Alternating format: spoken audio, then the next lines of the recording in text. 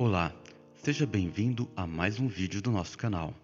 Se ainda não é nosso inscrito, se inscreva e nos ajude a crescer. Você é muito importante para nós. Hoje, Joyce Meyer nos faz uma pergunta. Você está se frustrando? Nessa mensagem, ela nos ensina a como identificar e corrigir isso. Será uma lição de imenso valor. Não se esqueça de nos ajudar deixando seu comentário e like. Esta atitude fortalecerá e muito nosso canal ante o YouTube. Gratidão pela força que você nos dá. Vamos ao vídeo? Hoje é disso que eu vou falar. Não sei se você pode ver de onde está, mas esta é a mensagem de hoje. Você está frustrado consigo mesmo? Eu queria pelo menos ter ganho algumas risadas. Eu quero falar com você sobre descansar em Deus em relação a si mesmo. As suas falhas, aquelas coisas que você percebe que você precisa, aquelas áreas em que você precisa crescer e você sabe que Deus está lidando com você nelas, mas você ainda continua tendo dificuldades com elas. Sabe, o apóstolo Paulo tinha o mesmo problema. Certamente não vou me lembrar do verso todo, mas em Romanos 7, a partir do verso 15, ele diz assim que as coisas que eu quero fazer, eu não faço. As coisas que eu não quero fazer, eu sempre acabo fazendo. Alguém se identifica com isso? Sempre digo que nós podemos fazer muitos planos para a santidade deitados na cama pela manhã. Fica tudo bem até que você coloque os pés no chão. Eu sempre digo, eu poderia ser muito espiritual até as pessoas chegarem em casa. Nós não saímos muito bem se for apenas nós e o Senhor, mas é com as pessoas que Deus nos deixa praticar. E não seria interessante se Deus sempre nos colocasse com pessoas que são como nós somos, sabe? E eu talvez possa ir mais longe ao dizer que Ele quase sempre nos coloca com aquela pessoa que é tão irritante para nós. E claro, nós nos esquecemos de que também somos irritantes para alguém, só que a gente deixa passar. Se você não puder aprender a descansar em Deus em relação a si mesmo, você nunca poderá desfrutar sua vida.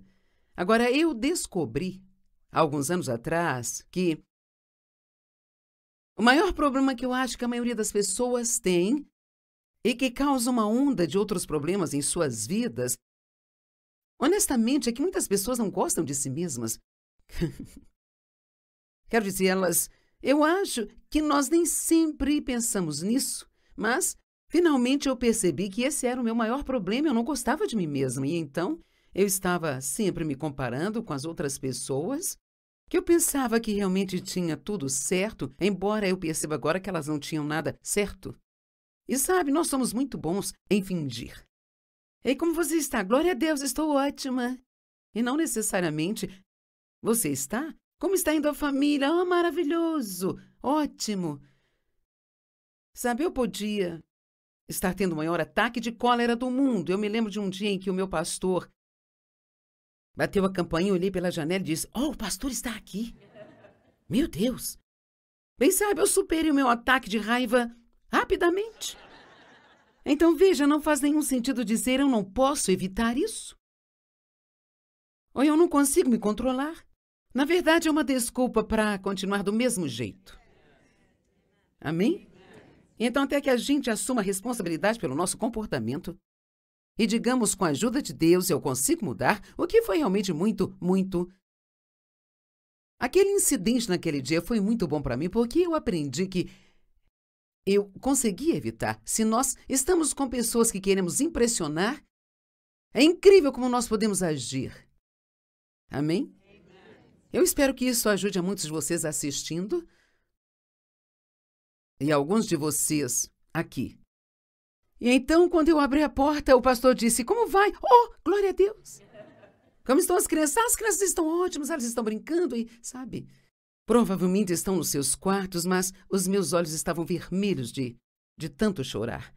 Mas nós precisamos aprender que arranjar desculpas só nos dá uma oportunidade de manter o mesmo comportamento. Algumas pessoas vão além de não gostar de si mesmas, elas realmente se odeiam. Elas têm autorrejeição, vergonha, culpa. Algumas pessoas desgostam tanto delas que causam danos a si mesmas, elas se cortam ou fazem coisas estranhas. E você precisa aprender a se sentir ao seu respeito, como Deus se sente.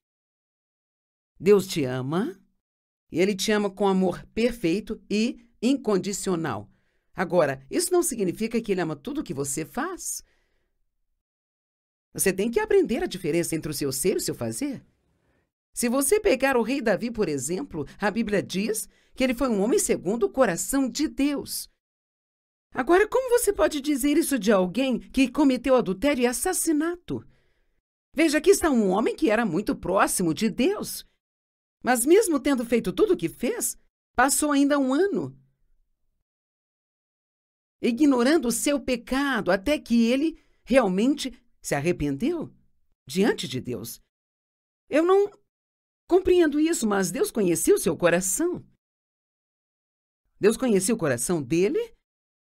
E uma das maneiras de parar de se frustrar consigo mesmo, ok, talvez você esteja frustrado porque você não mudou em nenhuma área ainda. Mas Deus vê que você quer mudar. Ele vê no seu coração que você quer mudar. Você pode ver até onde você precisa ir, mas Deus vê o quanto você já percorreu. Amém?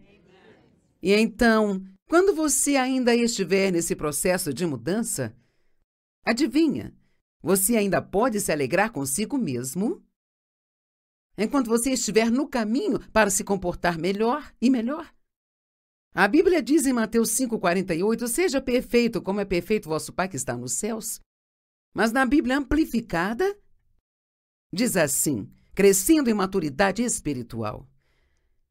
Então, pessoalmente, eu acho que nenhum de nós vamos alcançar 100% de perfeição completa em nosso comportamento.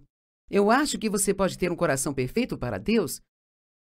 Eu não sei sobre você, mas eu sou muito grata por Deus ver o nosso coração. Agora, saber que Deus vê o meu coração não pode ser desculpa para eu não querer melhorar. Porque nós representamos Jesus na Terra. E então, quanto melhor for o nosso comportamento, melhor é o nosso testemunho para com as outras pessoas. Mas se você não gostar de si mesmo, não vai gostar de mais ninguém. Essa é a verdade. Se você não se ama de uma maneira divina e equilibrada, você não será capaz de amar ninguém. Sabe por quê? Você não pode dar aquilo que você não tem. Essa é uma forma simples de colocar isso. Se você me perguntasse, você poderia me dar água? Bem, eu tenho água, então se eu fosse generosa, eu poderia te dar um pouco dela. Mas se eu não tivesse água aqui, eu não poderia dá-la a você. Por mais que você me pedisse para te dar. Então, o que eu vejo é que quando nós nascemos de novo, Deus transfere todo esse material para o nosso espírito. Agora, nós temos uma alma que fica no caminho às vezes, e então, o que Deus faz é enviar o Espírito Santo para trabalhar em nós e nos ajudar a crescer em maturidade espiritual, sabe? Trabalhando conosco, então aquilo que Ele depositou em nós segue seu caminho para fora de nós, onde o mundo pode ver. Só dizer que eu tenho um bom coração, o que é ótimo entre Deus e eu, mas não ajuda ao meu vizinho, o qual precisa ver um genuíno cristão e precisa ter alguém que queira ajudá-lo quando precisar. Então, o Espírito Santo usa a palavra para nos convencer de um comportamento errado em nossas vidas. Mas se você realmente não conhece o processo e se realmente não sabe quem você é em Cristo, então você vai fazer o que eu fiz. Você vai deixar que o sentimento de convicção se torne uma condenação. E a condenação, ela apenas te puxa para o problema, enquanto a convicção pretende afastar você dele. Agora, mesmo que você seja convencido de algo, e olha, eu passei por anos e anos e anos e anos, eu amava a Deus, eu estava na igreja o tempo todo, mas não havia uma mensagem pregada que eu não precisasse dela. Quer dizer, eu precisava de cada uma delas, e então eu sempre era convencida. Mas em seguida deixava o diabo transformar isso em condenação. O que me fazia me sentir mal comigo mesma E desta forma eu nunca fazia nenhum progresso e você não fará nenhum progresso até que você aprenda quem você é em Cristo. Há uma passagem, deixe-me ver se consigo encontrar nas minhas anotações. Aqui está. Os que continuam a se alimentar do leite e não da carne da palavra são despreparados na doutrina da justiça. Agora pense nisso. Os cristãos bebês podem lidar apenas com mensagens agradáveis que os façam sentir-se bem. Você é maravilhoso, Deus te ama, você tem um grande futuro, você está perdoado. E nós precisamos ouvir todas essas coisas. Mas nós também precisamos de ser repreendidos, advertidos. Precisamos ouvir pregações que nos façam retorcer em nossos assentos. Mas as pessoas que não conseguem absorver isso é porque elas não entendem a doutrina da justiça. Em 2 Coríntios 5:21 diz: aquele que não conheceu o pecado se tornou pecado para que pudéssemos ser feitos, ou ele que não conheceu o pecado se fez pecado para que pudéssemos ser feitos justiça de Deus em Cristo Jesus. Então, em Cristo, você foi justificado com Deus. Gente, o quão incrível isto é! O diabo quer lhe imputar erros. Tudo que você vai ouvir dele é: o que é de errado com você? O que é de errado com você? Porque você não pode agir como todo mundo. O que é de errado? Eu tinha essa gravação tocando na minha cabeça, era como se fosse um loop sem fim. O que é de errado comigo? O que é de errado comigo? O que é de errado?